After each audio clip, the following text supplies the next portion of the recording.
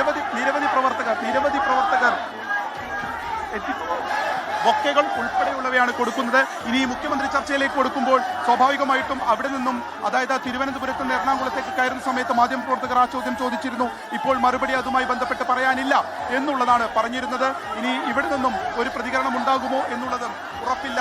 പക്ഷേ അദ്ദേഹം സ്വാഭാവികമായും ഈ വിജയത്തിന്റെ എല്ലാ ക്രെഡിറ്റും ടീം UDF-ന് നൽകുന്നു, ഓരോ പ്രവർത്തകനെ സംബന്ധിച്ചും നൽകുന്നു. അതിൽ ഇപ്പോൾ ഉള്ളവരാണ് ഈ വാഹനത്തിൽ ഉള്ളത്.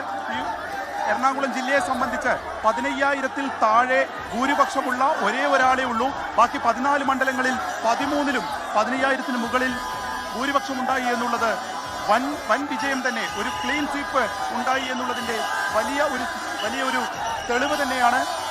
അതിൻ്റെ ഒരു ജനനായകൻ എന്നുള്ള നിലയ്ക്ക് തന്നെയാണ് അദ്ദേഹത്തിനായി പ്രക്കാട് ഉയരുന്നത്, അദ്ദേഹത്തെ നാട്ടിലേക്ക് സ്വീകരിക്കുകയും ചെയ്യുന്നത്.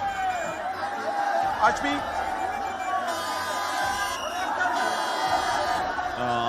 കാറിൻ്റെ സൺറൂഫിന് മുകളിൽ നിന്ന് പ്രതിപക്ഷ VD സതീശൻ അവിടെ ഈ പറയുന്ന ചുറ്റുകൂടി നിൽക്കുന്ന പ്രവർത്തകരെ അഭിവാദ്യം ചെയ്യുകയാണ്.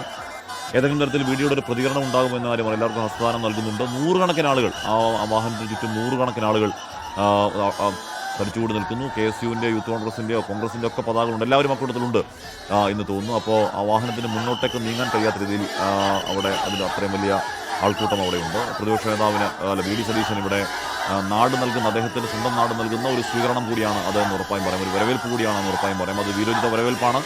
അതിന് കാരണം നമുക്കറിയാം, മാരകമായ വലിയ വിജയം, 100 സീറ്റിന് മുകളിലേക്കുള്ള വിജയം എന്നുള്ളത് ആരും പറഞ്ഞവരല്ല. അത് പറഞ്ഞ ഒരേ ഒരു നേതാവ് VD സതീശൻ മാത്രമാണ്. നമ്മൾ ഈ പറയുന്ന തെരഞ്ഞെടുപ്പിൻ്റെ അല്ലെങ്കിൽ പ്രചരണം കഴിഞ്ഞുള്ള വോട്ടെടുപ്പ് കഴിഞ്ഞുള്ള ദിവസങ്ങളിൽ എല്ലാ നേതാക്കളും വിളിക്കുമ്പോഴും ആരും 100 എന്ന സീറ്റിലേക്ക് പറഞ്ഞില്ല.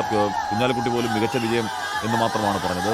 പരമാവധി എല്ലാവരും പറഞ്ഞ് 85 സീറ്റാണെങ്കിൽ വോട്ടെടുപ്പ് കഴിഞ്ഞതിൻ്റെ തൊട്ട് പിറ്റേ നാളും എബോവ് 100, 100-ന് മുകളിൽ എന്ന് പറഞ്ഞ ഒരേ ഒരു നേതാവ് VD സതീശനാണ്. അപ്പോൾ സ്വാഭാവികമായും അതിൻ്റെയൊക്കെ കൃത്യം ആ ഫിഗറിലേക്ക് വന്ന പശ്ചാത്തലത്തിൽ മാത്രമല്ല ഒരു ഡസൻ മന്ത്രിമാർ തോക്കും എന്ന പ്രചരണം കൂടി നടത്തി. അതിനു മുകളിൽ മന്ത്രിമാർ തോൽക്കുന്ന കാഴ്ചയുണ്ട്. അപ്പോൾ ഇപ്പോൾ ഇതൊക്കെ നമുക്ക് ഉൾക്കൊള്ളാൻ പറ്റുന്നുണ്ടെങ്കിലും VD സതീശന് ഒരു ഡസൻ മന്ത്രിമാർ തോക്കുമെന്ന് പറയുന്ന സമയത്ത് അത് തമാശയായിട്ട് തോന്നിയവരാണ് ഒരു 99% ആളുകളും. പക്ഷേ അതങ്ങനെയല്ല എന്ന് VDക്ക് വളരെ കൃത്യമായ ഒരു കൺവിക്ഷൻ്റെ പുറത്താണ് VD അത് പറയുന്നത്. സ്വാഭാവികമായും അതിൻ്റെയൊക്കെ ആവേശം, അതിൻ്റെയൊക്കെ ഒരു വിസ്മയം, അത്ഭുതം ഇറങ്ങി വരുന്ന ഈ ആവേശപ്രകടനത്തിലുണ്ട് എന്ന കാര്യത്തിൽ തർക്കം വേണ്ട. CM എന്നാണ് അണികളുടെ മുദ്രാവാക്യം നിൽക്കുന്നത്. അപ്പോൾ ഇത് ഇപ്പോൾ ഞാൻ നേരത്തെ 2 ദിവസം കൊണ്ട് ഇക്കാര്യം തീരുമാനം ഉണ്ടാവുമെന്ന് പറഞ്ഞിരുന്നു. പക്ഷേ അത് ഒരു നടക്ക് പോകുന്ന മട്ടുണ്ടോ എന്നൊരു സംശയം ഈ ദൃശ്യങ്ങൾ കാണുമ്പോൾ തോന്നുന്നു, അല്ലേ SK? എനിക്ക് തോന്നുന്നത് ഒരുപക്ഷെ വളരെ സംഘടിതമായിട്ട് എത്തിയവരാണോ ഇവർ, അതല്ല ക്ഷണിച്ചു വരുത്തിയവരാണോ എന്ന് നമുക്കറിയില്ല. എന്തായാലും വലിയൊരു ജനക്കൂട്ടമാണ് എറണാകുളം സൗത്ത് റെയിൽവേ സ്റ്റേഷനിൽ VD സതീശനെ സ്വീകരിക്കാൻ എത്തിയിരിക്കുന്നത്. ആവേശം അണമുറിയുന്നു എന്നാണ് നമുക്ക് മനസ്സിലാക്കാൻ കഴിയുന്നത്. അലതല്ലുന്ന ആവേശത്തിലാണ് പ്രവർത്തകർ മുഴുവനും.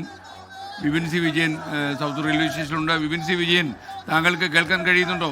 സ്വീകരണ പരിപാടികളുടെ ഒരു പ്ലാനിങ് എങ്ങനെയാണ്? അതിപ്പോൾ അവസാനിക്കുമോ?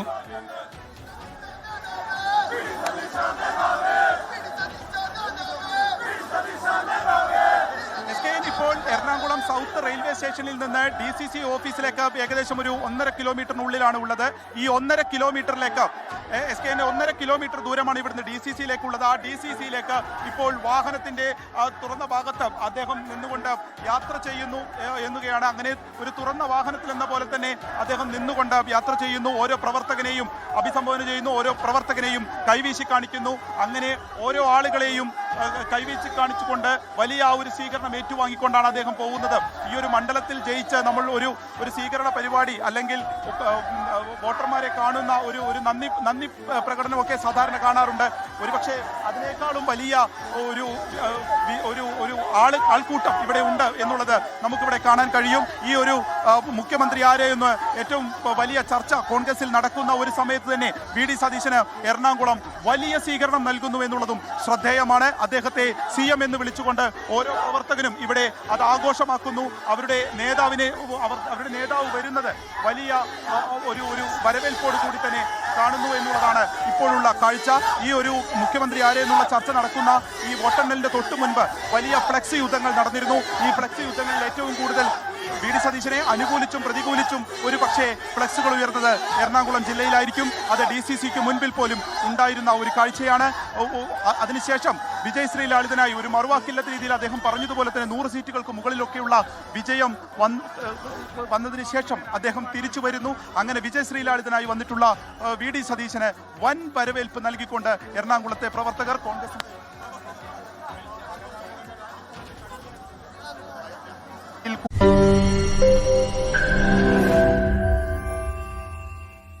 ലോകത്തെവിടെയായാലും ഏത് സമയത്തും 24 വാർത്തകളും ഓഗ്മെന്റഡ് റിയാലിറ്റി പാക്കേജുകളും എക്സ്പ്ലെയിനറുകളും വിശദമായി കാണാൻ ഞങ്ങളുടെ യൂട്യൂബ് ചാനൽ നിങ്ങൾക്ക് സബ്സ്ക്രൈബ് ചെയ്യാം.